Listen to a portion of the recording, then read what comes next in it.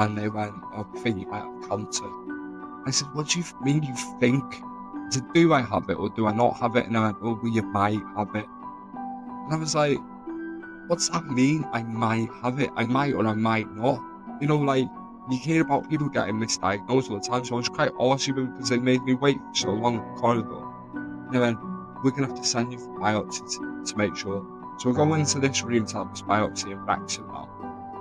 And this guy goes, "Sign this waiver form." And I said, "What am I signing a waiver form?" He goes, "I'm going to go into your arm now because there's so many nerves and stuff like that." He goes, "I might hit something and you could lose all feeling in that arm for the rest of your life." I was like, "What?"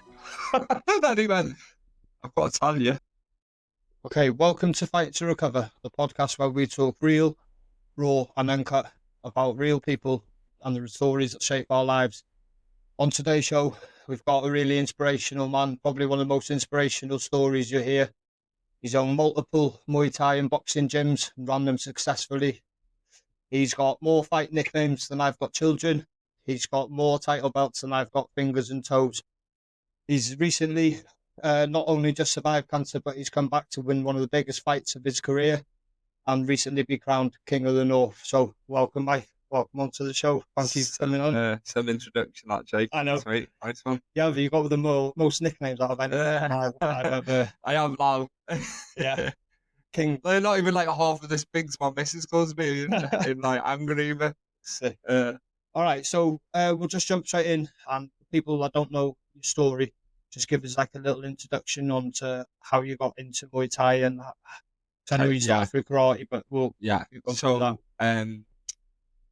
I grew up watching things like Rocky and films with Jackie Chan and Bruce Lee and stuff like that, and loads of Van Damme movies. And as soon as it got to throw, me and my brother would jump up and start just beating each other up. So my mum and dad wanted to like put us into something like more or energy, or maybe they were watching our technique. But these kids, so we started with karate when we were about 7 years old, and then we were powering on with that. And like I just seen that I was going to be a black belt one day, and I used to compete with that and stuff.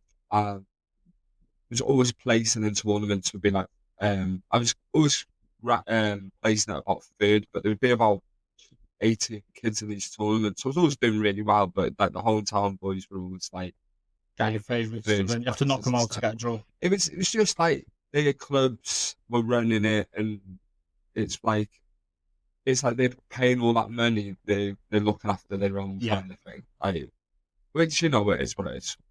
So then, my intestines twisted when I was about 10 years old. Like, it went in on itself. It's called the telescopic bowel. And I had to have, like, the equivalent of a foot then, but it probably like equals more now of my intestines removed. And I couldn't do any sports for a year after it. I wasn't even allowed to go to school for like the first 8 or 9 months. Just sat on my front doorstep eating cream cakes, listening to Slim Shady every day of living my life. Sunday even.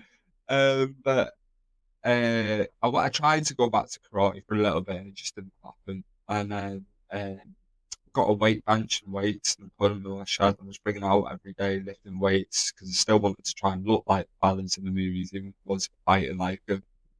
And then I stopped doing that because I pulled my back. And my dad said to me, "Oh, you'll end up with a hunchback like them old ladies that you see in town, penny picking and that when you're older. So you need to pack it in. You're not doing it properly and all this." So he just got into my head, and I stopped doing it, which was the worst thing I should have done.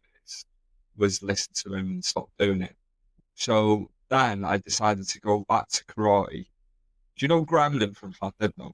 I think so, yeah. Yeah, it's his dad used to run the club, and a lot of like the older generation would have trained with his dad if they'd done karate. Like my uncles did, Eugene did, people like that. They would all train with him at some point. So we were training with him, and there was another guy who was covering the class at the time. We'd been going there for a little bit, and then the guy who was covering the class clipped my cousin in sparring, and my cousin had like a bit of attitude. He was only young, he must have been about 13 years old, but he just tried to take the instructor's head off and spat at him and everything, so it all came down.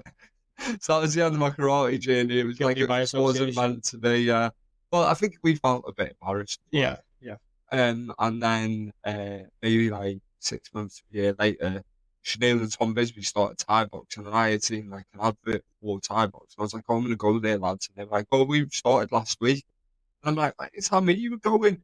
So then I went down with them the next time, and rest is history. I've been doing Thai boxing since I was 15. My first fight when I was 16. I've got 85 fights now. And I've done like other bits. MMA tournaments, strike in clubs. More so since I started fighting than before I was fighting.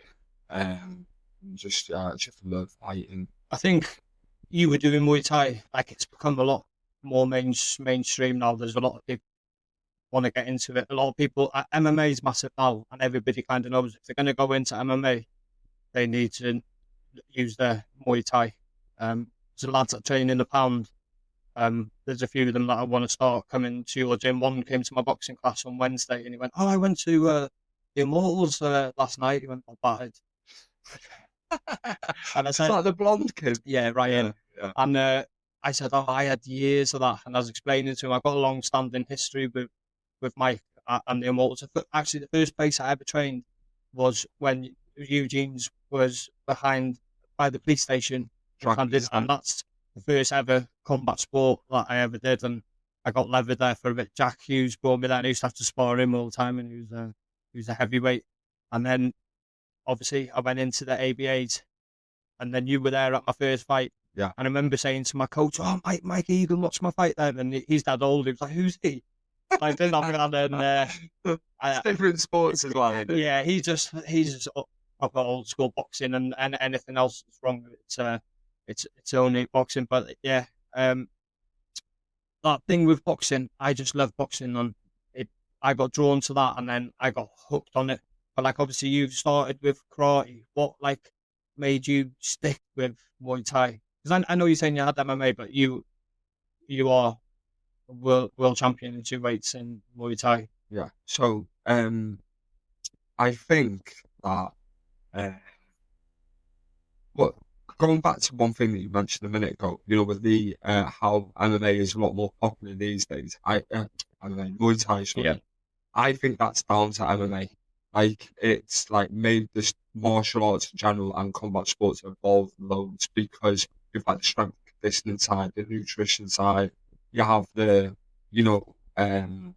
fact that people recognise the stand-up side is generally Muay Thai. You get boxers in as well, but They get their legs kicked. Yeah. so more often than not, Yeah. or someone will just shut down in the clinch. But yeah, I do think that MMA has brought the sport on loads. And like you look at one championship and stuff like that. The reason I think I stuck with it rather than the karate, I feel like karate is good for certain things, but it's not good for learning how to fight. So if you've got children and you want them to be a part of a club, or you want them to learn discipline, or you want them to I like the belt structure in karate. If you earn that belt, like, and you go up the ranks, you've done that on your own. So you're giving the children opportunity to earn something by themselves where you're not really involved in it. I mean, it's their efforts that make rush out. So early on, they learn all these things, which I think is really good for. But when it comes to fighting, it's not that. Oh, like you get the odd, like you will get the odd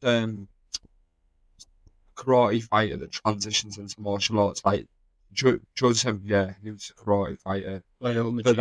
Yeah, he's a really good example of it. Loads of the K1 fighters come from karate backgrounds, but they kick like Thai boxers do. They don't kick like karate fighters do. Like, there's a lot of flaws in it, and I think most Muay Thai is better. So I got there, and it was just like, I think I was just full of testosterone at the time because I was like 16 years old and I just wanted to learn how to fight. And I just thought it was great being able to smash the pads, beat my mates up, they beat me up. It makes you feel alive a little bit because you're feeling different things. It's like working all your senses. Like one minute you'll be getting the better of everyone, thinking you're the king. next week you get humbled by, yeah. So it's like, there's a lot of like mixed emotions around it, but it's good reason. Yeah, I think so. I think it's good for kids to do a sport where it's not part of a team. Like what I love about boxing is if you lose, it's on you. You haven't put that work in, or and you don't really get a petition. It's participate. So participation. Right. So easy for me to say. So like I only ever started taking boxing serious after I approached you on a night out about 5 times. First time I seen you out, I was a bit drunk, and I was like, Mike, I'm gonna come train with you, and you gave me the time of day. And then the second time, I could see you getting a little bit, and then by the third or fourth time, you just said, "Listen, mate, stop fucking approaching me on a night out, yeah." Like, so just if you're gonna come train, mate. Stop fucking words in my head, pissed. So, and then that gave me that kick up the arse. I was like, whoa, like fucking. Because when I was going to the ABAs, I was the best in my gym. I was running the classes, so I was used to being like everyone bumming off me, and then just like proper put me in my place. And I thought, fuck, that's what I need. That, and then I started coming to train with Immortals, and 7 out of these 11 belts I've won under you, under your training, and pretty much they're all from your training. That's when I started taking it serious. That like foundation. So you were one massive inspirations for me in my early boxing, and I just wonder who's your sort of inspiration from when you were getting into it. I know you said films. So. Yeah, so obviously movies like encouraged me to want to learn to fight. But then when I was a fighter, I looked to other fighters. Like, social media was not the same when I was younger than what it is now. Yeah. Like, you couldn't type in people's names and then see, like, thousands of fights and things like that. Like, I would have to go on LimeWire and download an SW's highlight videos and stuff. And who else? Mirko Krokop, people like that. So you would have to like download dodgy videos off LimeWire and things. I know, do you remember that? Yeah. And it wasn't until I was in sixth form, so you're talking 20 years ago, yeah, that you could start getting onto YouTube and things like that handy. You know what I mean? Like I'd never heard of it. And I was in I was skiving in the library, and there was this young autistic lad there, and I said, I just started chatting away, like, like you were all chatting. So I go over to this kid and I'm like, what are you doing, mate? He's on his own as well. Yeah. Sorry. And he was like, oh, I don't go to class. I said, okay. So what are you watching there? And he was watching old ladies winning a penny on Deal or No Deal, and he's laughing at him for it. Yeah, and I was just like, you're ruthless. And I was like, what's this? And he was like, it's YouTube. And like he was showing me it. And then I go, oh, what can you type in? He goes, there's like so many millions of videos. No, there's like billions. Yeah. But then it's quite modern, then, isn't it? He was like, it's like 8 million videos on it. You can find anything. Oh, yeah. So then I started watching Kimbo Slice. Oh, yeah. And I was just bad into Kimbo and like these backyard brawls, street fights and stuff like that, yeah. And I don't think that a street fight is a sensible thing for anybody to get. Like, you don't want it. What's it going to prove? Nobody gains anything from it. Stuff like that.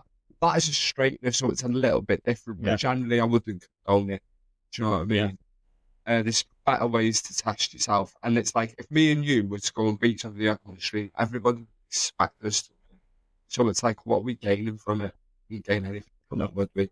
So I don't tend to get involved in things like that, but I was still intrigued by it a little bit. And like, it's when you see, was entertainment, though. Yeah, like when you look at like King of the Streets and things like that nowadays, like I see it sometimes and I think somebody's gonna die doing that. But at the same time, I'm still can't take your eyes off the corner of my eye. But so to answer your question, I would say Micro Pugcock was well up there. I like Peter Yates. The National Blues was really good. I liked Kimbo. Really like watching him just because he was just scrappy. And then MMA, there was like Pedro Hizzo, was a really good low kicker, Brazilian fella, like stand up Thai boxer in MMA. Chuck Liddell, yeah, mad on T Ortiz. You can't string a sentence together these days. Like, I loved him. Yeah. He was, He talks shit as well, yeah. didn't He was my favourite over Chuck. I like this bleach blonde in his fiery shorts, and I just thought that was sick. And he's just elbowing everyone on the floor and stuff. Just thought, yeah, he's one good. So I would probably say it was I'm he? Yeah. not that group. It is. So you're a world champion, 2 weight classes, and you own 2 WBC belts. Like, what do them like achievements mean to you? Like, obviously, like with my belts, the belt is good, but the memory of going down there, like, some of these that we've won, we've walked in there, just 3 of us against like their home top boy, and like everyone's booing us on the way in and stuff. I used to love that, and I know the title's good, but it's just them memories that I when I have that belt, that's just like a memory of that time. And we used to just walk in anywhere the Immortals. My first time boxing out of Wales was with you. We'd go Newcastle, and just nobody liked us there because we'd just come in and leather people. What's not? Oh, that's what it was. Nottingham. Yeah, yeah. It was like a converted town hall, but they didn't convert it. They just took all the equipment out and then Yeah. put like gym equipment in, and it's just the dodgiest place I've ever been in my life. But it was a great day, wasn't it? So, how did you train for them titles, and like what did they mean to you? Because I think it was inevitable that you were gonna become a world champion in Muay Thai, and I don't think a lot of people have seen. Everyone only seems to see your wins. Like you were talking with your karate, like went through a lot of losses. I don't think people see that a lot of people quit after they've lost and stuff. You've persevered, you've kept going, and you've got to that goal of where you wanted to get. What did they mean to you? So back to you saying that there. I've had 85 fights, 165. So I lost 19 and I drew one. Of my first 11 fights, I only won 3 of them. And like, you say that it's just pure determination. I remember I would be running up and down the promenade land, trying to do my cardio, just thinking, what is missing? What am I doing wrong? I know I'm better than all these people that I'm fighting. I would just get tired. I mean, I wasn't pacing myself correctly, where I wasn't trained for cardio was right there, or I hadn't just trained well enough, I don't know. But or I was maybe getting overmatched sometimes as well. But I went over to Thailand and I realised what they were doing a day, I was doing a week. So kind of like encouraged me to up my conditioning more. And then that showed my results like flip. Like I became ranked in the top 20 in the UK, and then I just stayed there for about 10 years. I was like always ranked in the top 10 years. Times. Like people can say, "Oh, you fought so and so, you fought so and so." Like as you get on a little bit, you end up fighting journeymen and stuff like that. Yeah, I personally have no problem because the amount of shows they've saved, like that. Yeah. Like, and I respect them, and they get on with all of that's how more often than not, they're the only people that fight experienced lads like myself or you and things like that. But when I was Thai boxing, I was always fighting top 10 fights. I was never fighting easy fights or anything like that. I never had an easy fight. So, obviously, as you snowballing with that sort of momentum, and I always had titles as my focus. So I would think, right, I win 2 or 3 fights really well and like 2 or 3 good performances, and I can challenge for an area title. And after I fought for the area title, I fight for the British title or a Welsh title. And after I've had like say 10 fights, like a winning and blah blah blah, I move on to the British, and then after I've defended that maybe once, and then I'll look to European, and then after that, you know what comes next. But with the WBC National, I remember having a conversation with Carl once when we were way back from Wales, and I just lost. I thought I won the fight, I think, at decision.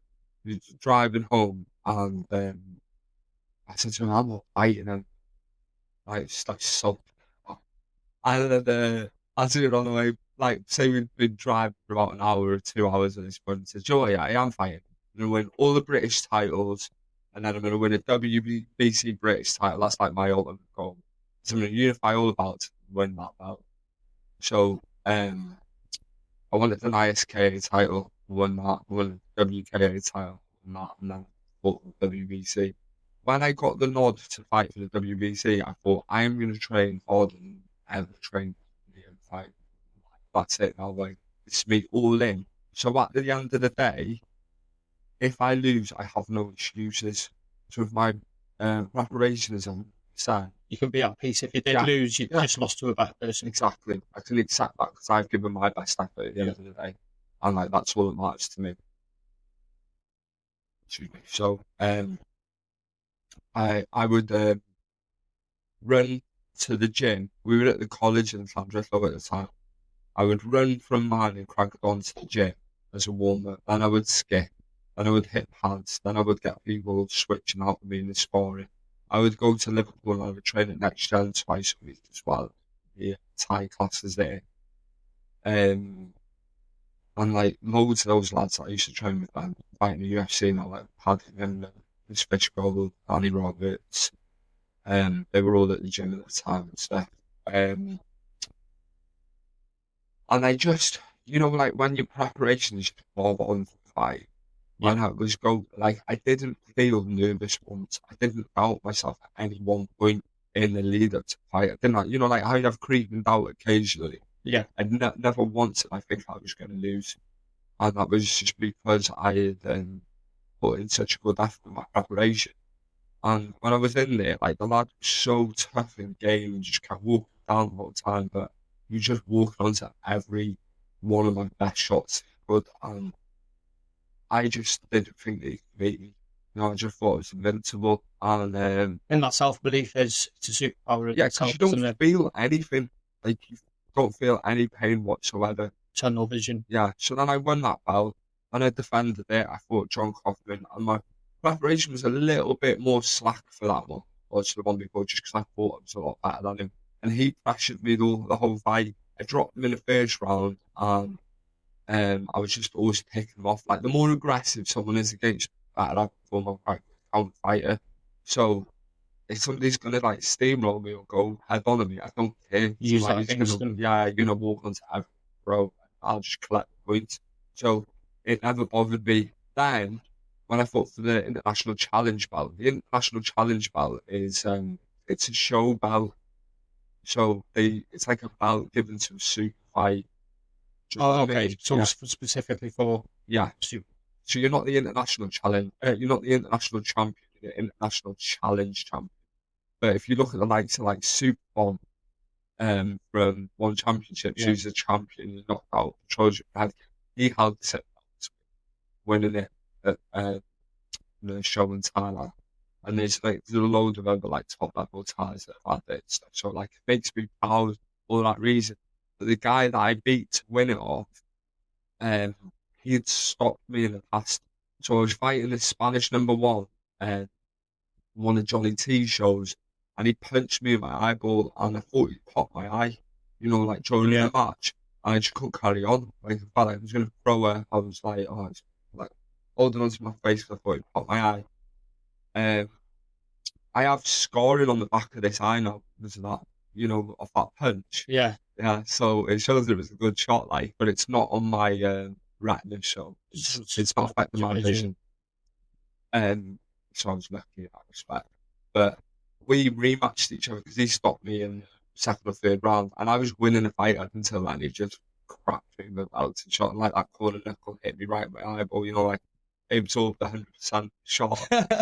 Blocked it with your face. Yeah, proper. And then I was going for a rematch. I want to fight him again. No, I can beat him. And I don't think many people think like that. I feel like a lot of people, once they've been beaten on top by someone, they're like, I'll avoid that person at all costs. As well, to have that mindset to go, I want to get one back. I just wanted to even this. Yeah, I thought, you've hurt me, I'm going to hurt you. And on such a high platform as well to do it on. So then I went over to Thailand to prepare for that fight. And this was my second time going to Thailand, and I went to the Vertex gym in Pattaya. It's on the outskirts of Pattaya, so it's not like the northern bit. It's like the outside. Safe-ish. Yeah. You're not that far away, but you're away from it. Don't need to. I mean, so I was in that gym for 4 days, and nobody spoke English to me for the first 4 days. first time round I went, it was dead westernized, and this time it was just Thai, and nobody spoke English to me. I just felt like an alien, and they weren't letting me spar because they were protecting the tourists so that they would still training and stuff like that. And I'm like, I'm here to get ready for a fight. Yeah. They just weren't Don't want to scare interested. people off. Yeah, and I was like, I want to fight, like I want to spar and stuff, and they were like, no, well, you, but so conditioning wise, and losing the weight and training was great. Sparring wise, I had no sparring, so it wasn't ideal. I thought to myself, I've just taken 3 weeks off work for that. It's cost me X amount of money to come over here. I could have stayed in Liverpool for 3 weeks and lived in the gym at next channel two and not paid anything for it and got better training. Yeah. It was just got a bit of a tan at the end. But easier to lose the weight. yeah, so when I was in the fight, my timing did feel a little bit off, but my fitness was really good and my conditioning was really good because he hit me hard, he was solid, like, but I was just cautious and just packing scoring points. I feel like a big turning point for me early on as well was learning what scores the highest. So when you fight, it's like a football match. You don't have a football match with some they score more goals than well, yeah, but we had because it's not the scoring system, is it? No. So when it comes to fighting, especially Thai boxing, where it's quite complicated, where like body kick is an effect, balance, Knee on the stuff like back. that. Yeah, control, Yeah. turn someone, tap back, that. All scores really high. So someone's blasting you with hands, which is the only part of your body that's covered, padded and protected, Yeah. scores the least. So he's kicking your legs, doesn't score very high either, because it doesn't take that much effort to throw a low kick. And it's like, betting has watered down Thai boxing, but I feel like what one championship's doing now is kind of like moving in the right direction to make it more entertaining, exciting. But as soon as I learned how to score, I just thought I just score, just pack away, score, and that's it to me. Like, can't hurt you enough to get you out of there. I'll just outscore you all day long. There's a lot of fights that you have with people where they think that they've won and they're like, we weren't fighting the right fight. I mean, we weren't scoring. You need to educate yourself. So Yeah. that's learn how to score. That made you advance as a fighter so much. Like there's positions on the ground in MMA and there's positions on the ground, grappling positions that like give you more points than what others do. So it's like push for the areas where you'll score the highest. Like that's the best fight you get anybody fight. Yeah, I think the scoring system on Muay Thai is really complicated. I'm sure I read something that if someone kicks you and they don't move back, do they get the point? Or just that? No, so if you kick and you look off balance with it, and then somebody else kicked and they sat and their shot was more effective, so they've not fallen and it's not taking power of the shot. Do you know what I mean? Yeah. Whereas if you kick and you're falling over, it's not as solid as someone who's rigid when they're delivering attack. So they're more effective, and that's where it makes boxing sound a lot. Because one punch, 1 point. It's I could just imagine if you're in a 5-round fight, 6-round fight, trying to keep in your head, trying to it's every round I do, you try to score yourself. With the first 2 rounds, generally they don't score anything because, like I said before about the betting, that influences the scoring so much that they don't score the first 2 rounds because they get all the odds for the betting. Oh, okay. So then if you get smashed for those 3 rounds, nobody's going to want to bet on the rest of the fight. So if you have a strong 4th round and 5th round, you can turn the fight around. You've won it. You were the more effective fighter. You took everything they had to give. You were still able to be strong enough to like deliver good technique or wear them down enough to look like a person. So you end up winning for that reason, and it keeps people interested, keeps them betting and stuff. So that's the idea. So whilst we're on that, I want to go in quickly. Yeah, I remember being in college and seeing a video of you going round throwing spinning elbow, and like I'm not going to say you were getting battered for the whole fight, but I think you took the fight. Starting to pull away. You took the fight last minute, I think, and just like seeing him getting the better of you in the fight, and then you just threw a spinning elbow. and not just dropped him. He was like out cold. Oh, beautiful shot! What a stunning finish! Like it was, and that was going around college, and I think since then you've like solidified a little bit of fame From that. from throwing spinning elbows. Oh, You're just so known for throwing spinning elbows. Like where did that come from? Have you always thrown elbows like in your training, or 'cause I know like Ian, he likes to start trying to throw elbows. Have you anyone that trains with you wants to throw the elbows, or like where did all that stem from? I had my first fight with elbows. It's like my ninth fight, my ninth contest, and I just thought it was hardcore as so like that encouraged me to want to behave that type of way. Do you know what I mean? Yeah. So like I wanted to fight with elbows. I want your nails if you fight with elbows like that. And I just like the idea of putting someone to sleep with an elbow, I just thought it looked amazing. So obviously like when you're throwing them, you're a little bit like, don't let me move on. But, that's your mentality. But I feel like that was the encouraging factor to begin with, and then I don't know whether I had seen someone do it other than John Jones, or whether it's John Jones that I first seen do it. When he fought Stephen Bonner, Yeah. he hit Stephen Bonner with a spinning elbow and dropped him. And I just seen John Jones in that fight. I seen the highlights of it. And I thought he is real. Like the skills, he was like suplex. He brought something different, didn't he? Yeah, and like I'm not even the biggest fan of John Jones, but that fight highlight, it made me want to just elbow everybody. Do you know what I mean? Yeah. Like, I think that it's the way Joe Rogan big people up on the commentators were like, oh, he's really good with his elbows. Oh, he's throwing elbows all the time. And you're like, yeah, I want Joe Rogan to think that about me too. So, I had that fight at the XL Arena, and I'd fought at the Amiens Arena earlier on that year, and I fought a guy and hit with a spinning elbow, and I fractured his eye socket in the fight. It landed at the end of the fourth round. We had one more round, and he basically stayed away and beat me on points. Yeah. Then I was in the XL Arena, and I had read this thing a couple of days beforehand. Remember when you used to get a box under your profile picture on Facebook, and you could type in something? My name is Mike, and I love to fight. Like a bio. Yeah. Liam Harrison had one, and he said he was talking about determination. It was like I can't remember what it was. It was a paragraph. It's like never give up, never lose hope. You're only ever one shot away from winning. You could be up against it, be losing. This can happen, that can happen. You can always turn around a fight with one shot. Just encouraging you to like keep hope when you might only have a little. Do you know what I mean?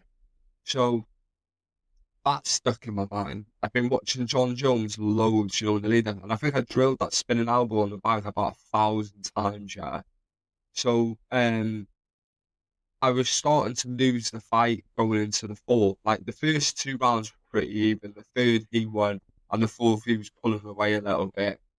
And, it was probably his high, and, I did take it a little bit short. No, it's not that I'd use that as an issue. But he just come back from Thailand, so he was like dead fresh and stuff and super fit.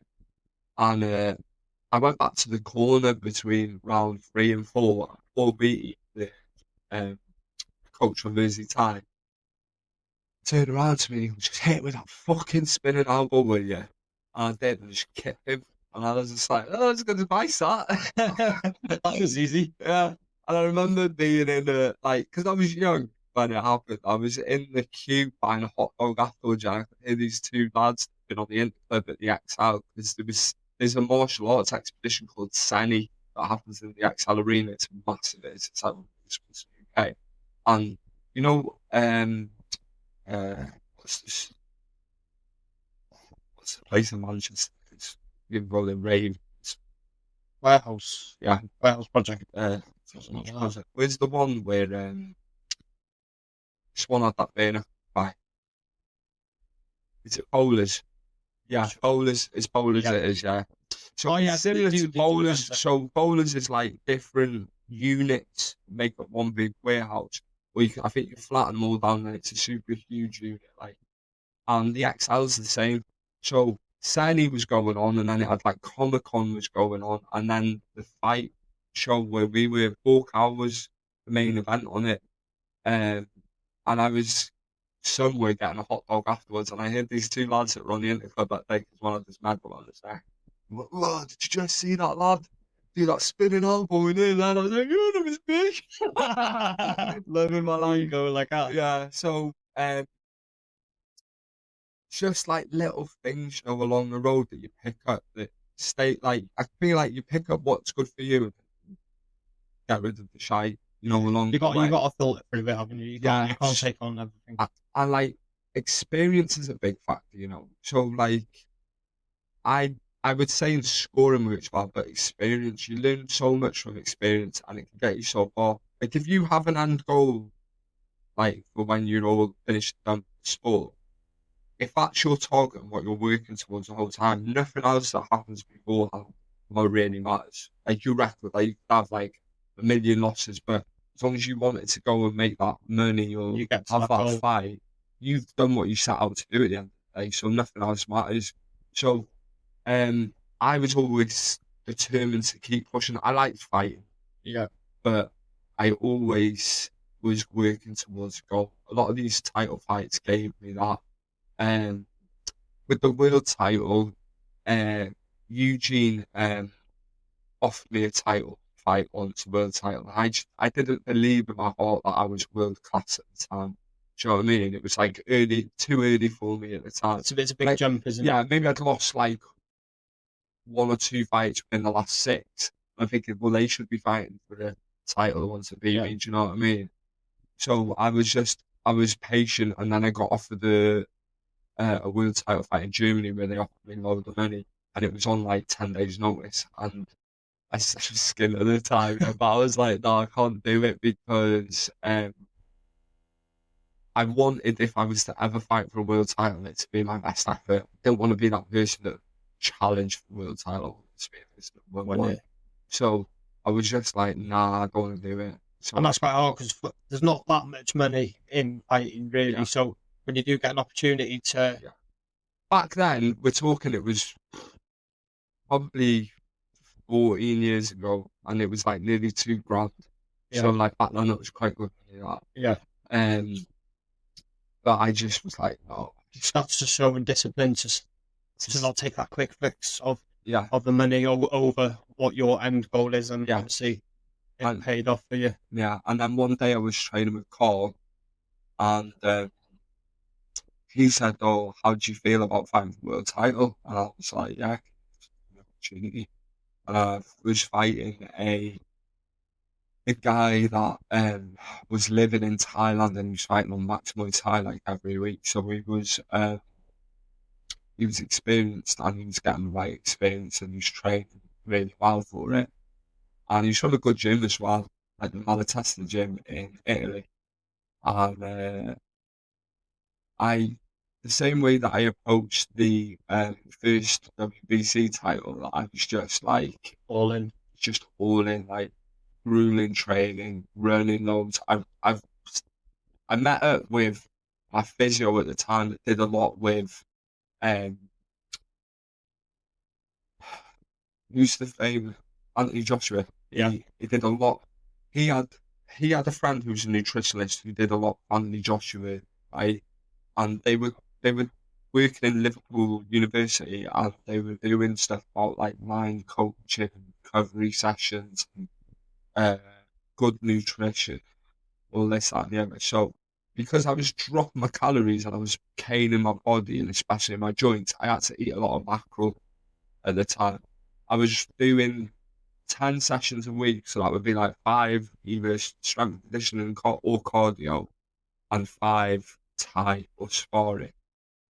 And because I was training twice a day, it's really hard for any athlete, no matter what their level, even more when you're depleted, to be at their best second session in a day. Yeah. So for optimal results, you have to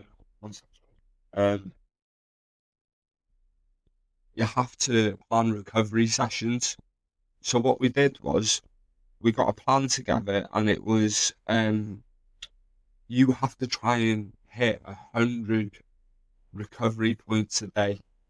So you list, say, 6 to 8 activities, which could be going for a sleep, having some food, listening to some music for an hour, meditating, reading a book, having a snack. You know, it could be anything that helps you zone out and relax. And then you would rate that activity. So when you weren't training, you would have to try and hit 100 points with those activities. So you hit 80 points at this part. Do you know what I mean? As close as you yeah. And if you say you sleep and you feel like that gives you 50 points, and you put in 50 points, you know what I mean? Yeah. And you rate it against yourself, like on how it makes you feel better. So I was training like an absolute machine for that fight, but my recovery was bang on. So every session I was doing was getting the most out of. Yeah. And like that was my my training for that fight. So during that fight, some of these fights, I feel like the lads are almost as determined as I am to win. Not quite, because I obviously hit him at the finish line, but when I'm in it, it feels so grueling, and like they just don't stop coming at me, and I'm just like doing everything I can to keep them away or beat them or fight. Being in with clenching, I knew I was ahead, yeah, in the third round. He didn't give me a second to breathe the whole fight. I was kicking them as hard as I could. I was thinking, how are you still standing? You know, like when you're hitting someone with a best shot. I honestly, like, my shot selection was really good. Shots that were landing were dead effective. And I was just like, what's this guy made of? Like, he was a bit of a twig as well. He was tall, skinny, but he just was so durable. Steel. Yeah. We were clinching and we leaned over the ropes, yeah, and I seen the belt on the table while we were doing that. I looked at it, I thought, that's my belt. Oh, you're not taking that off me, mate. Yeah. Nothing you do today is going to make you that belt at me. And I just powered on through, yeah. It was good. And do you know what? Yeah, you know, you're talking about the memories. I really like the memory. One, because I have a photo of me and my dad together, and how proud he is at me at that moment. And also, him and my brother were going off their heads in that fight. You know, like Yeah. like they used to. And that's at every fight. Yeah, setting the crowd off and stuff. Yeah. Yeah, they started it. Then, Did they? Yeah.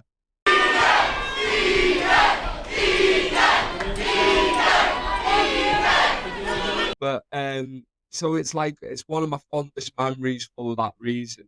And going back to how I was saying at the start, I only won 3 out of the first 11. Most of the time I was losing because I was gassing out, and then I would take my beating like a man. And I was getting some pastings, you know, like when I was like 16 years old, 17 years old, I was just getting pinged all over the place. Like I would give people like right bad shoeing to about 3 rounds, and then after that gas, and then they would just get the shit out of me. Yeah. My mum and dad's seen a lot of that, and like for them to see that and then see me at the end and see me like at that level, and I've gone through all of that and I didn't quit and didn't give up and stuff, and I feel like that was nice for me as well. Yeah. I was like, yeah, see, I'm not a shit house after all. You know, do you know, like I feel like that with my mum. She stopped coming to my fights for ages when I was using and stuff all the time, and now she doesn't miss a fight, and same, all she'll shout, "Hi, ball, right," all the way through every fight, and like I used to cringe at it, like, but now, like, you know, it's just you appreciate it now. Yeah, like I do. Right, so I just want to touch on quickly. You've had multiple gyms, like, and to be honest, I think you're one of the best coaches. I think you're a coach where coaches go to, like, a lot of people that you train. Like I had my own gym, and I'd come and train with you, and there's a few people have had their own gyms that come and train with you. It's like a fighter's gym, and you built, you know, you called the Immortals, and literally that's kind of how when we used to go in places, people would see that they're fighting us. And I used to love that. I used to just love like being in that team, and like, and not just being like a shit part, but being like, I'm one of the winning fighters there and stuff like that. And I just love that. There was no ego, but it was, we'd worked hard for that reputation, and I just wanted to stand out. What reason to be proud? Because you're one of the best of the best. Yeah, basically. Well, what got you into coaching? Because you got me spoke to you? I like the idea of helping other people. I think, like, from a young age, when they were asking you what job you wanted to do, I wanted to be a firefighter. I just had no idea about doing it. Like, oh, no, turn up with a bucket of water and fling it on. They go, he's got potential. Yeah. But I think I wanted to, like they were saying how cliquey it was at the time when I was younger, like to get in, you basically had to be a family member of the fire service and stuff. So then I went to try and get into the RAF. And somebody said, go into the logistics because that would be the easiest way in. And they said we didn't score enough points, and I must have just been too thick at the time. So I was quite educated down, but back then I was, a bit thick. And I think they knocked us back. They're like, no, you can go in like the infantry bit. And I was like, yeah, pull it back. It's no fun. Yeah, cannon bother. Yeah, no, that's not me. So then I didn't bother like following it up. But I like the idea of like helping people, saving people, things like that. And I remember being in the gym and covering Eugene because Eugene has been a bit temperamental from time to time, in the past because he has mental health issues. So it would be months and months where he just wouldn't turn up to the gym. So it was left on me. And while I was there, I don't know whether I had like some sort of like delusion of grandeur that I was important because I was looking after the gym and taking over and stuff, or whether I just had confidence in the fact that he trusted me. Or it might have just been he was like, oh, keep my head down, anyone can do it, I'm not caring. Whatever it was, I enjoyed it. Like, I found it rewarding at the end of the day. And then when I wanted to set my own club up, because he was too temperamental, I thought I wanted to take a step away and have my own thing now. I spoke to like another friend, and he said to me, when you have your own gym, your fighters come before everything.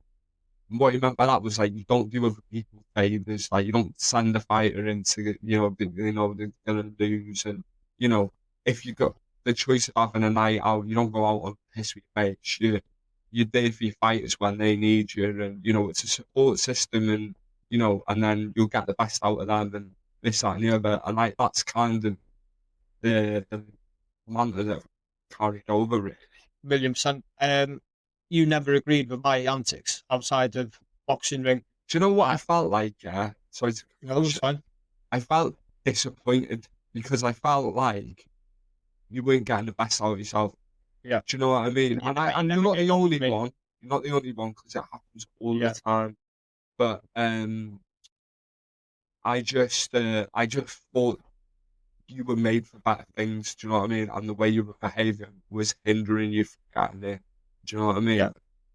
Then every time I got out of prison, I would be skinned. You could allow me back in the gym, wouldn't charge me any money to train there, and then I'd get back into it, and then we'd have a few fights, and then I'd go back to prison and stuff. But you never, like a lot of people would be like, "Oh fuck, I can't be asked for that," and kick you out of the gym or whatever. But you always gave me that time, and then I'd taken that now into my gym, where, like you're saying, I won't put people in fights just to help another promoter out, or one of my fighters wants to pull out because of injury or their mental health, then I won't say, oh, you have to fight just because I've agreed to the promoter that they're going to fight. You have to put them first. I feel like you've always done that with all the fighters, and don't get me wrong, you've put us in some solid fights. You've never given us easy fights, but you've always matched us fairly, matched us well, got us good opportunities for belts, but always give a shit about us outside of the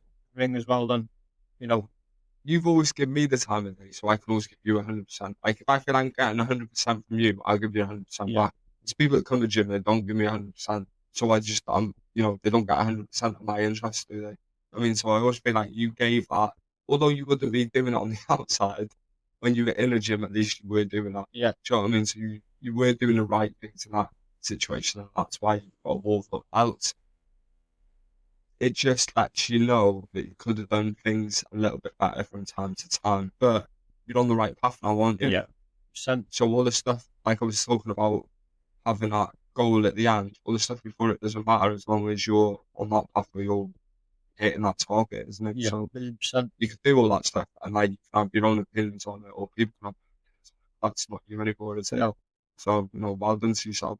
You appreciate that. So just one question on this, and then we're going to move on to the big one. What's a better feeling for you winning a fight or someone that you've trained winning a fight? I know it's a hard one. Do you know, I will tell you my feelings on both because I don't think I could say one is better than the other. Do you know what I mean?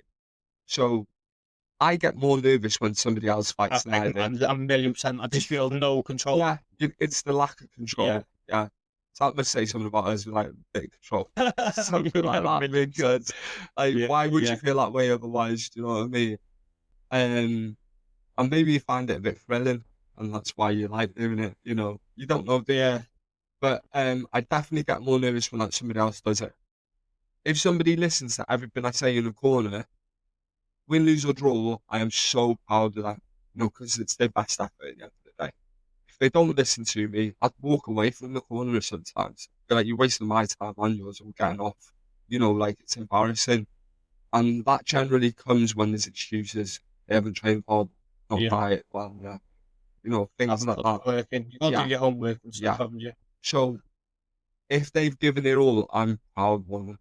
And like there's a certain like level of pride in someone's performance because you know you've guided, but at the same time you do think to yourself, you had to apply it though. So people will come up to me and they'll be so thankful and grateful, and I go, yeah, I appreciate you recognising that, but it's on you. It's 20% me, 80% you. Do you know what I mean? So, I enjoy it and I find it rewarding for that reason. When I fight, I don't really get nervous fighting. I have once or twice in the past, but generally, it's not something that worries me or bothers me because I know I do it really well. I'm never scared. Yeah. Like, I know me at my best, I can be anybody.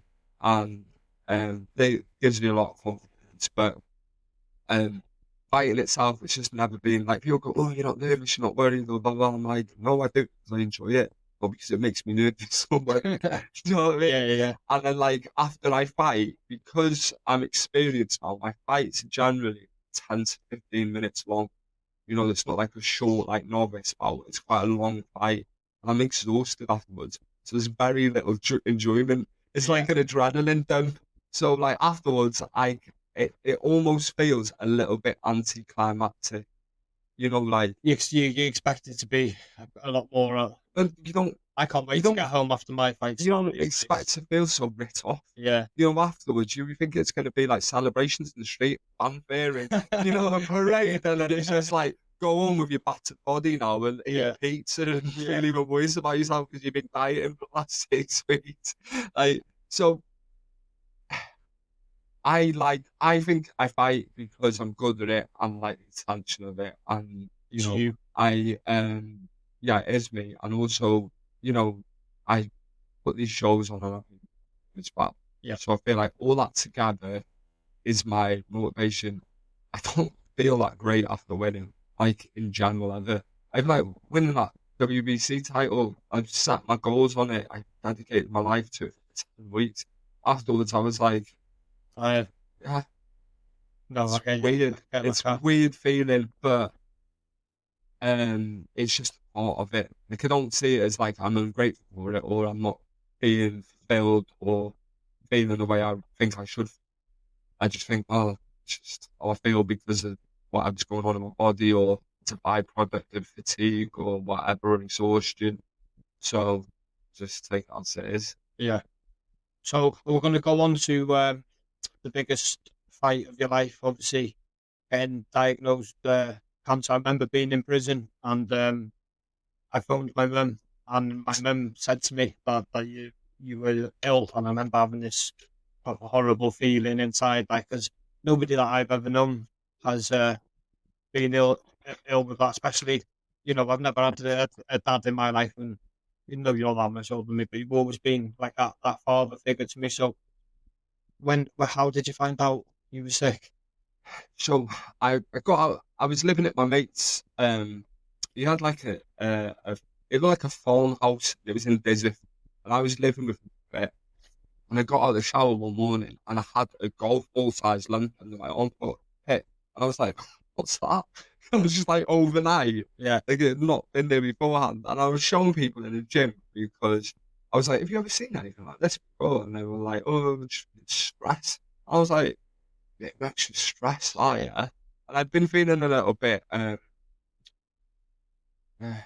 fatigued, like around the time. Strained. Not overly, just a little, enough to be noticeable. Like you just have little bits of the day where it's more than normal. Yeah. So, I ordered a blood test and it said that I had elevated levels of prolactin, yeah, which is a stress hormone. And I thought, well, I am quite stressed at the minute, so maybe it's something to do with that. The guy who was at that university in Liverpool, I sent it to him and he explained it to me and he goes, but be careful because that can also be byproduct tumours. And I just didn't pay any attention there because he said brain tumours and I was like, glue. So I ignored it, yeah.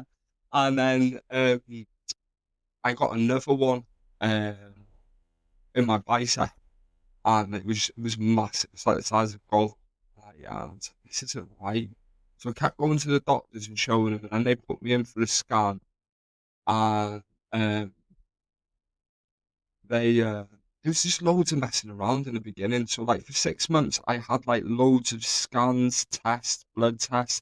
I think I had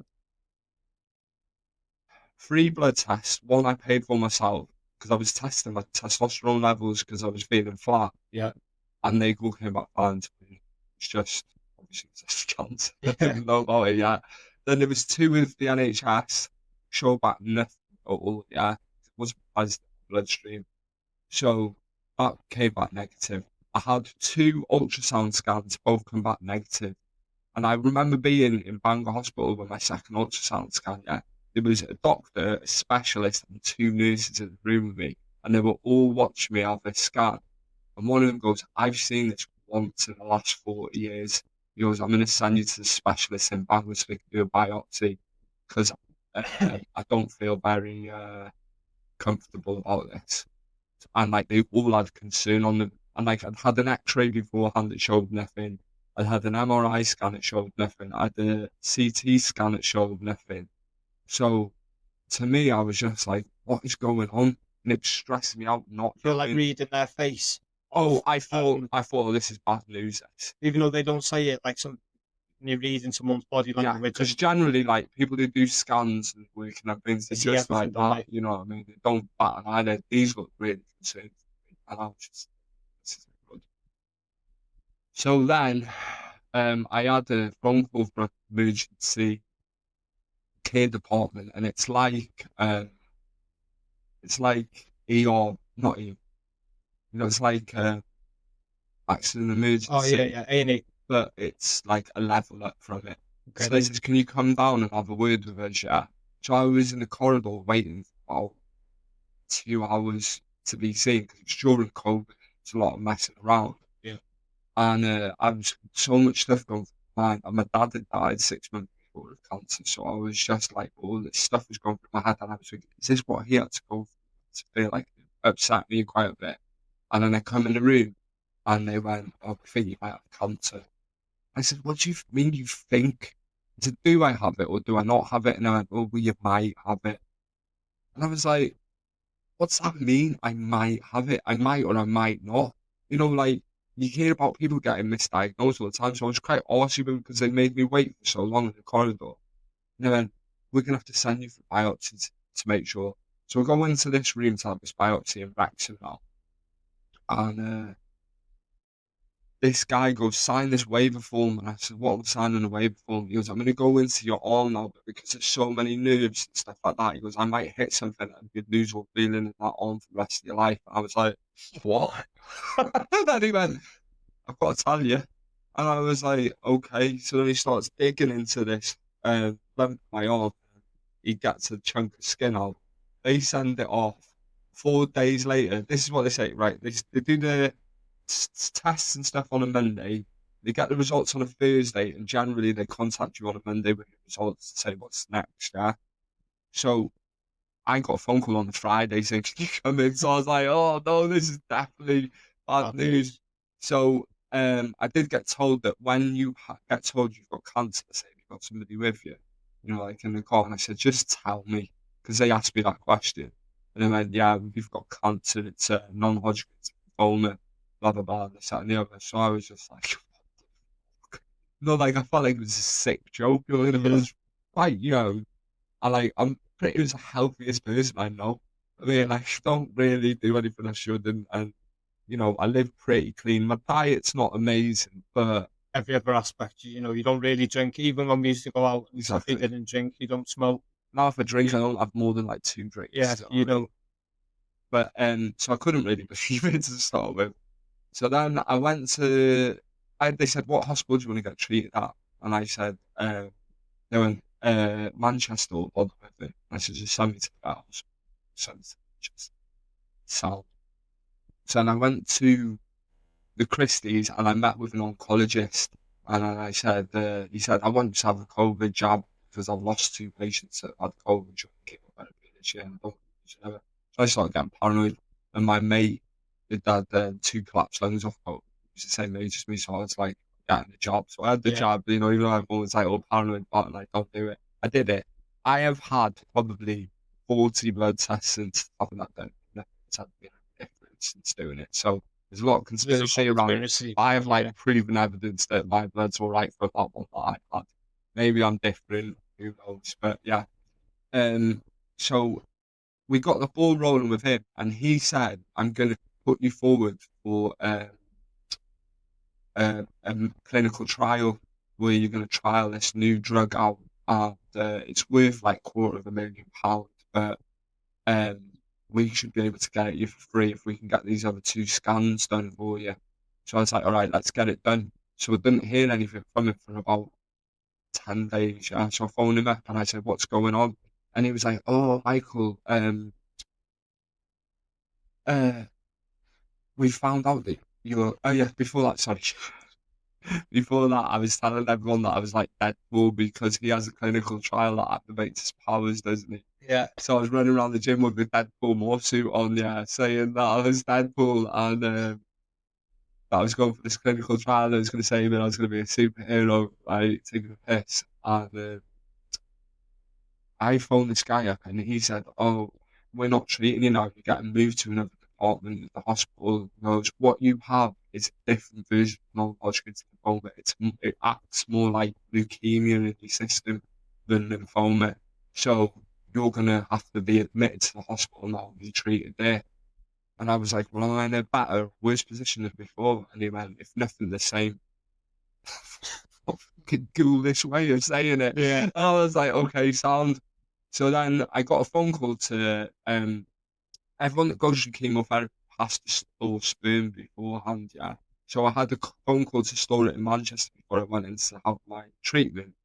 And then the same day they phoned me, like, can you come and get admitted tonight in the hospital to start your treatment? And I went, why? And they went, because you need to get in as soon as possible. And then they went, your condition can deteriorate overnight. I said, you gave me a whole weekend off. I said, I'm coming tomorrow morning.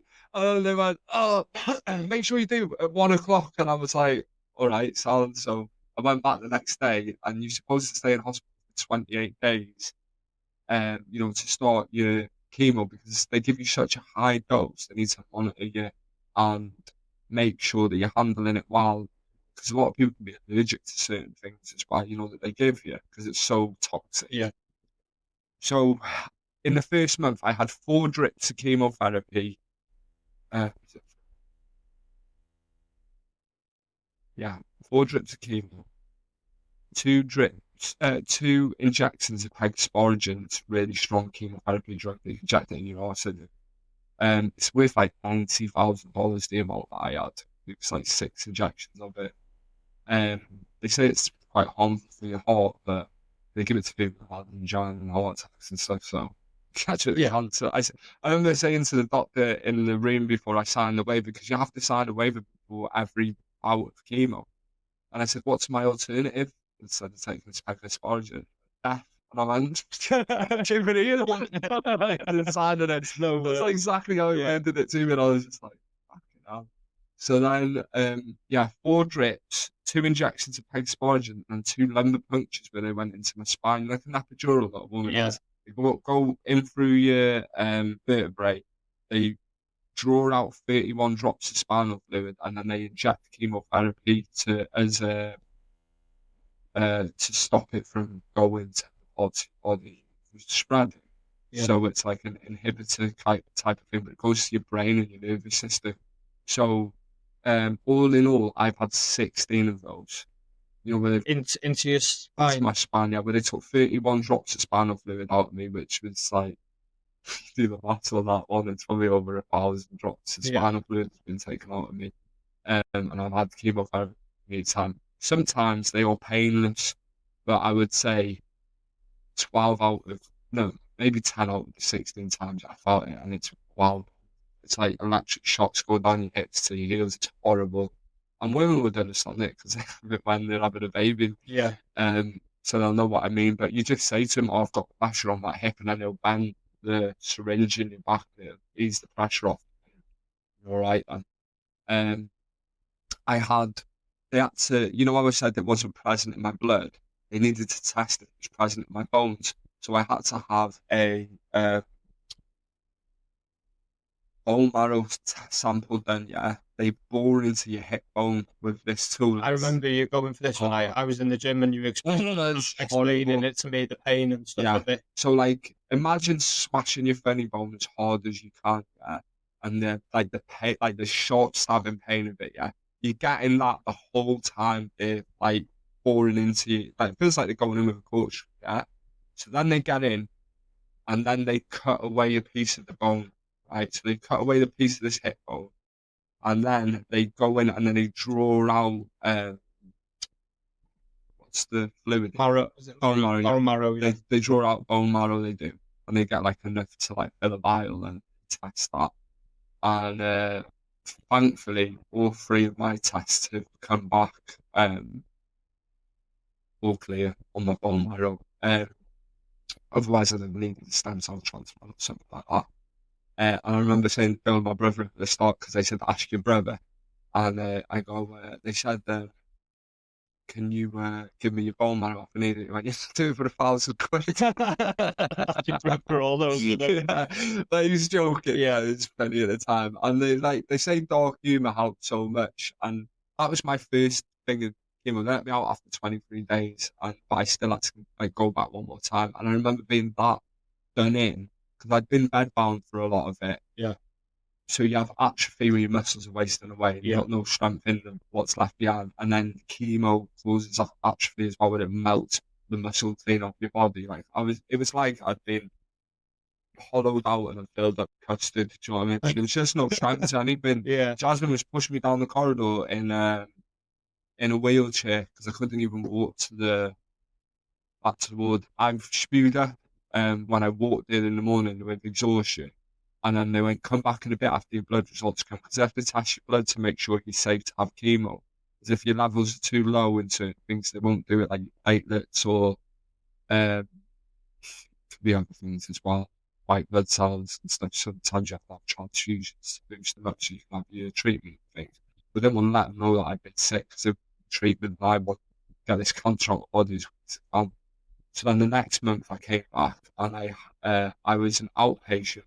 But I had to have chemo injections in my stomach home 4 times a week. I had to have 2 more of the injections in my spine. That's included in the 16. Then I had 2 drips in that time.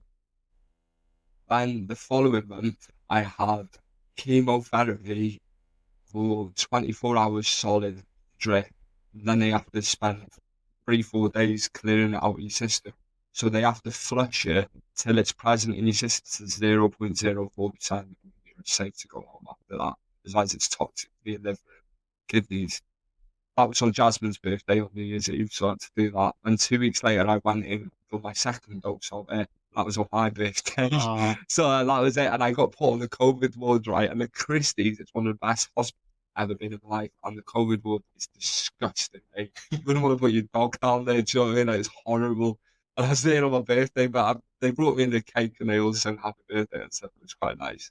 And I had another one where I had to go in every day for a week and have chemo in Manchester, like 2 lots of chemo. And I had like loads more of those injections I was talking about bones while through the way. And then the final bout, which was it works out something like 6 rounds of chemo, intense chemo, and then but it's spread over 8 months because you need breaks for your counts to naturally recover. I had to do 3/4 of the first one again, like lower dose, and then 2 weeks of the second one, back to back as my last one. So I did that for 8 months. So I got absolutely caned. Like people don't realize, like How much it takes. I know how much I actually had to physically go through and do. Yeah, You're quite an energetic person anyway. Yeah. So I did all that. I worked the best I could, throughout it. And I had like some really loyal people that like stood by me and supported me through it. And then when I finished, I went on holiday and I felt amazing. I thought, well, I'm about to back to my old self here. And they went, you've got the maintenance chemo now. And I was like, what's that? And they went, oh, you do it for like 2 years and it just stops it from reoccurring and stuff. And I was just like, what? So I had to go in like 4 times in a year, and I would have to do the lumbar puncture, have a drip in the same time, and I would take chemotherapy tablets every day for 2 years, and that would be 2 or 3 methotrexate.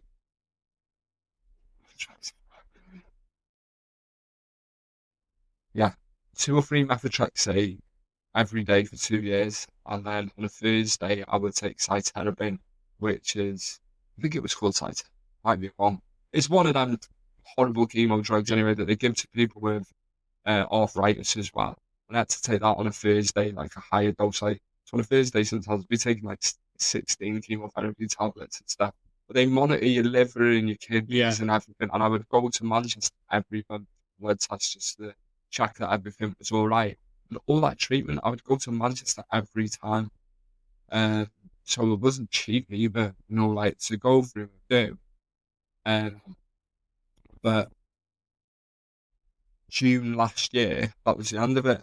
And I've been all clear now for 3.5 years. So, pleasant to be in the situation that I'm in. Because there would be days where I would feel sorry for myself. I was just about to ask, did you ever feel like, oh, I'm going to die from this? Or did your mindset of the fight like carry through? When I first started having the chemo, after I got home and I was in bed, like shivering, like uncontrollably, I'm going to die. Like, I felt so ripped off. It might have been like halfway through the second one. Felt really bad. And then honestly, a few days later, snap out of it. Like, it's like, how you could be really, like, feel like you're best off. And then you have that day or two after, you think, oh, I'm sure that's myself now. Yeah. That's how you recover from it. It's weird. It takes longer from chemo than it does from radio. That's what I heard. Because people say you have radiotherapy, you wake up the next day and feel fine. This chemotherapy, it takes a while for your bone marrow to switch back on again and start doing what it's supposed to do properly. Yeah. So there was times, like 1 or 2 instances where I just felt fed up, yeah. I think it was at the end of my 3rd cycle, and I was saying to Jasmine, something, I'm really fed up with this. I need some good news from my oncologist. And she phoned me up with results from a PET scan, and she went, you don't have cancer anymore. I was like, yeah, in the back garden, I had a little cry to myself. I was like, I haven't got cancer anymore. And Jasmine was like, it's like, it's just like that. I'm buzzing, and then just had the beats and celebrated like that. But because everything was so toxic to my liver and my kidneys from my medication, I didn't drink most of my treatment. Yeah. So I just thought I'd stay away from it. But you do have times, but then you get good news and you see that many people in the hospital going through way worse than what you are. You just think to yourself, oh, so ungrateful. Could be worse. Yeah. Like, I always, in general anyway, had quite a good attitude for gratitude. So I was always thankful for good things about my life. And I feel like in general, from day to day, like, I have so many good things going on. Like, I must just attract it to some type of way. Like, laws of attraction. Like, I always feel that about myself. So it was easy to be grateful when I could see it. Where you can see the positives, I would see it, but I could be mindful and, think I'm lucky because I'm not a person to have all this chunk out of their face, or I'm not a child. At least I've had this much time alive so far. They're like 8 years old, strapped in a wheelchair. When I see an old man in the hospital saying there's nothing else we can do for you anymore. Pulls at your heartstrings. Yeah, seeing stuff like that all the time, mate, so often. And then, like, go home and people whinging about things on social media. Like, you're idiots. Like, you haven't got a clue what's going on in the world, like, in the biggest scheme of things. And that's not me saying that my problems are bigger. I should say the little things. Yeah. So, just the last thing I want to touch on now. Not only did you just survive, you actually had to come back in fighting. And I remember when you had your comeback fight. When I seen you fight that night, I was there. I'd been up on it for days, and I remember and that gave me a kick up the arse, and that's where I started getting into recovery because I just seen you have that fight, and I think George fought as well the same night, and I thought, you know what, fucking bloke, he's my mate. He's just fought for his fucking life, and I'm literally spending my life going in and out of jail, just using whatever I can, drinking all the time, wasting my life. And there's somebody there that just give me that little kick up the arse to be like, life can be so much more, and I feel like you have to fight for yours, and I'm just wasting. Taking yours for granted. Yeah, and that's when I go back into. I said I'm going to start boxing again, and then I started going to NA and getting clean and stuff like that. And I remember when I boxed for the British title, not last March, the March before, and you had your hair back after your chemo. And then you came to corner me on the fight, and you shaved all your hair off, and like we were all like looking at each other, like, is he fucking ill again? Like that's why I don't cut my hair anymore. Yeah, like I like how I look with the skin. I think I look all right, but everyone thinks I'm ill when I do, so I just don't do it anymore. It's upsetting because everyone's like, "Are you well?" I'm like, piss off. I just remember being like, "Oh, are you well?" And then the lad that I was fighting, and obviously he said his dad passed away, and he said, did you say he looked like your dad? He said, "Oh, the lad you're fighting looks well like my dad." I feel a bit tight because you're going to get levered when you get to you. But that's your dark. No, this is how we were today, because there's a little bit funny. Like, I said, "No, your opponent tomorrow looks a little bit like what my dad used to look like," and you went, "Oh, maybe it's man reincarnated or something." I said, "I hope not, because you're gonna get fucking pasted tomorrow." Yeah. And you came back and you had that. I'm not going to say warm up fight. It was just to show that you could fight again. But you've recently come back and literally beat one of the best fighters in the area. That has been probably the best fighters to come out of Wales. Beat him in a mixed rules fight, half boxing, half kickboxing. Just talk us through how that came about. Do you know you saying about the how it like inspired you a little bit? When I was in the hospital, I remember feeling so angry and fed up about everything. Like, because you're on steroids at the time and they send you a bit loopy. Like, I used to be quite paranoid when I was having my medication, just bizarre things. I feel like that's Jasmine, what are you getting up to? And and I'm not like that at all, so I didn't like it. I hated how they made me feel. But I remember being in the hospital at one point, and, I can appreciate anything if it's for a good reason in the long run. So I would say to myself, this better be for a good reason. Do you know what I mean? Like, it better help people, or, it better be good for my own self, like when I gain something from it, one way or another. Like, I was having a little conversation with God, and I was like, this better be for a good reason. Yeah. So when people say that they all have been inspired by it, there's people that I look to that I was inspired by that have had similar journeys, like Daniel Jacobs, Jamal Benzadeek, the kickboxer, Lance Armstrong. Everyone says he's a steroid cheat, but look what he actually did. Yeah. So, I mean, it's amazing. Like, I think he's really inspiring him. Just loads of people like that. The actor who plays Dexter? Yeah. He had non-Hodgkin's before. But did he? Yeah. Yeah. And they're bringing a new season of that Dexter out. Yeah, and that happened probably 20 years ago. Do you know what I mean? Mr. T, the actor, he had non-Hodgkin's lymphoma. like Okay. a really similar version to what I had. He's had it as well. So, and he thought it was hilarious because it was called T-cell lymphoma, which mine was as well. And he's Mr. It's T. Mr. T. It's named after me. So, the comeback first time round was just to show myself that the chemo hadn't taken out, the treatment. I didn't see it as cancer because I only ever really felt a little bit tired when I had cancer. I didn't feel like I was in pain or anything. Do you know what I mean? I just got a bit sleepy. Whereas the chemo made me feel like absolute shit, but it got rid of the cancer and it kept me alive and it brought me future. Do you know what I mean? So it was necessary. But it does take a lot out of you, and I look like shit. Do you know what I mean? Like, have you ever seen Sin City? Yeah. Do you know the guy who gets my five shot off? chemo, yeah. So to me, I wanted to That's what I felt like. I looked like I hadn't taken anything away from me. Yeah. So that was the whole purpose of me fighting, because I didn't need to do it. I achieved everything I wanted for it. Do you know what I mean? But it was just a little thing for myself. So I did that. Then me and Ethan Ridley spoke on a podcast. Yeah. And I remember you doing one with him around the time, and you spoke to him about hitting someone in a club.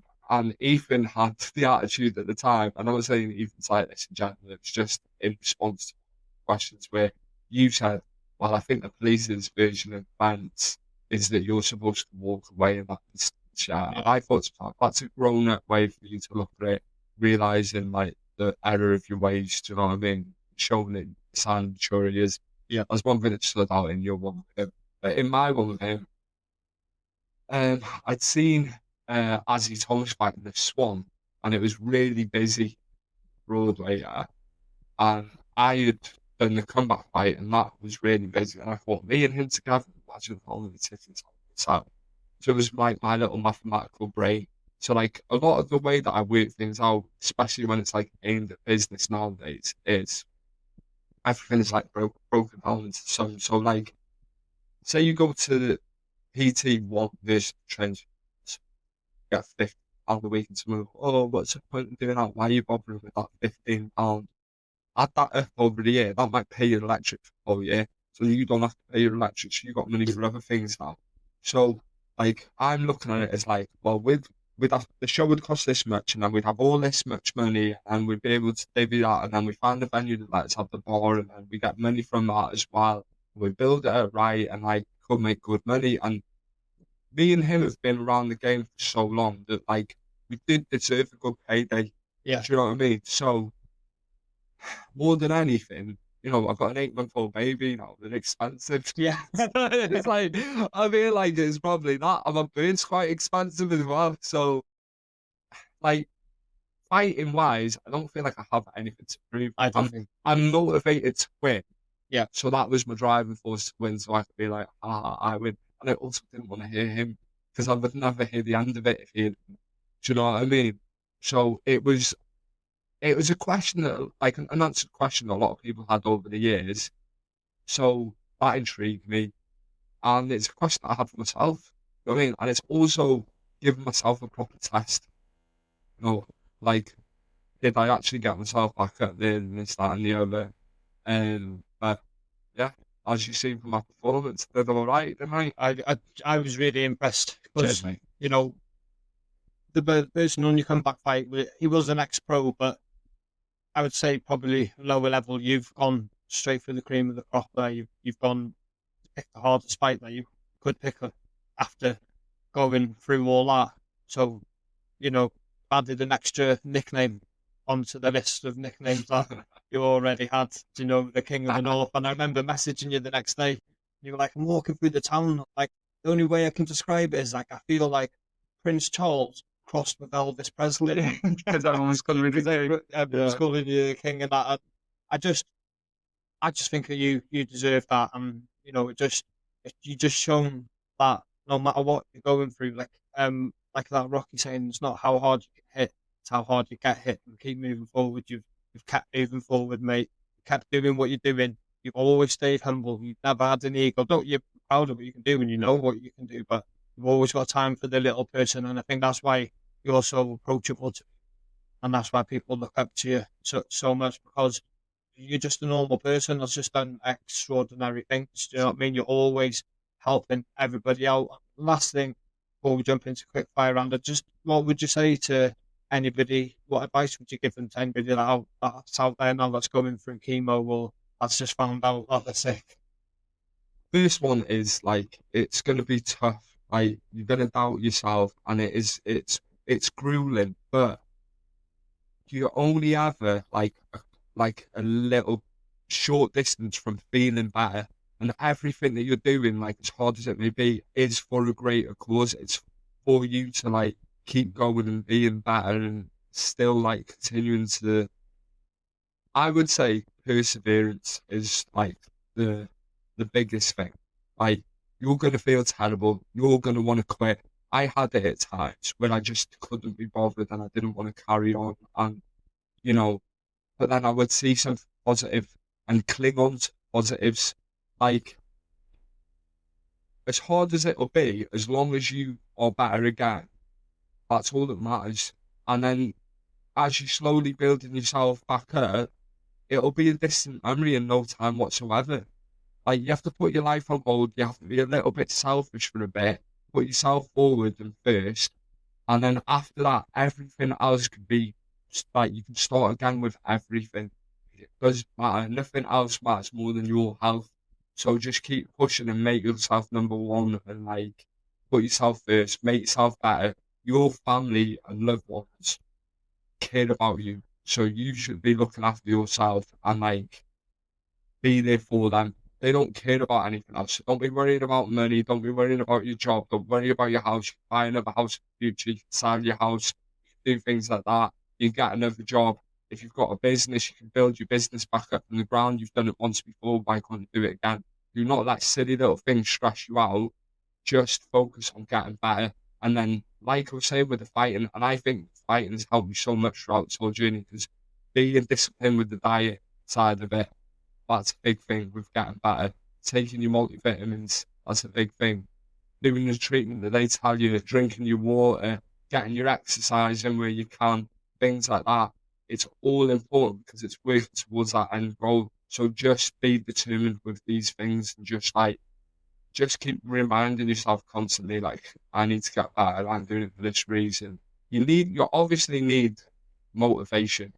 So you find your motivation from somewhere, and that's the thing that's reminding you to go on when you're tired, when anything else. So like me myself, I was like, I want to settle down. I want to get engaged to Jasmine. I want to have a big party at the end of it to celebrate. I want to have a family, and I did all of those things. Do you know what I mean? Like they were my motivation. Like, and that was like in my mind. I was like, as soon as we're gonna get better, I'm gonna do this. And then as soon as we're gonna get better, I'm gonna have a fight. Like I'm always setting goals, and I've always got something to look forward to for the future, and that's a big part as well. There's a bit here, there, and everywhere that answer, but I feel like I can't. You've got your Not fully that's a across yet. good way to put it. So, gonna end just on a little high now. Quick fire round. Go on. Okay, you ready for this? Some like. Okay, so I've got 12 questions for you. Just first answer comes to your head. What's your favourite walkout song? It's called Sans Passion. It's GSP's walkout song, and it's in French.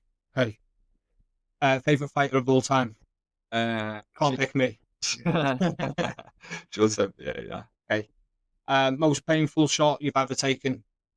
Scott Thomas punched me once with a body shot, and I thought he hit my spine through my stomach. Okay. Morning training or night training? Morning nowadays. Okay. One food that you crave most during your recovery? Pizza. Thailand or UK? Who's got the best crowds? Talent. Thailand. Muay Thai or boxing? Which one does your heart? Bad. Thai. Most underrated part of being a fighter? Needing to rest. Yeah. And like your bird being like, oh, you done nothing all day. I'm like, I've smashed the house. What are you talking about? Okay. One word to describe your fighting style? Counter fighter. Okay. If you weren't a fighter, what would you be? I feel like I'd answer this a lot. But I want it to be a firefighter, but anything that pays me good money, I reckon. yeah. Fair enough. Proudest moment outside the ring? I got a feeling I know what you're going to say. Uh, my baby. Yeah, I was thinking more when I got that British title. No, I knew you were I knew you were going to say that. I was trying to think of something funny, and I was like, "Oh, you said." Yeah. Okay, one message to anyone listening who's in the middle of their own fight. I feel like you just then. I would say just be positive. Like, I spoke to my uncle once, yeah, and because he had been through his own cancer journey, and I said, "What if I die? And or what if it does make me better?" And he said, "Well, until that happens, you treat every day like it's your last, and you make the most of it." So I said, turned around to him and said, "Fucking right." The conversation was a little bit more like, "What if it affects me in this way, or what if it affects me in that way?" Like in a negative. But that was the gist of it. He just said, "Just live every day as if it's your last day, and then you'll be making the most of it." And I was just like, "Yeah, bang on." And from there, like, obviously I kept that in the back of my mind because you can't be like, "Oh, you next day," and stuff like that. But like, I made a conscious effort to have the best time, but made my best effort in trying to make myself better at the same time. Yeah. Well, okay, Mike, thank you so much for sharing your story with us. Everything from world titles, spinning elbows, beating cancer, coming back to wear the crown. You are a proper warrior in every sense of the word, and I really appreciate you coming on. Where can people find you on social media to follow your journey? On Facebook, Mike Egan. I don't know if you have this on there. It's too, Instagram, Mike Egan 5.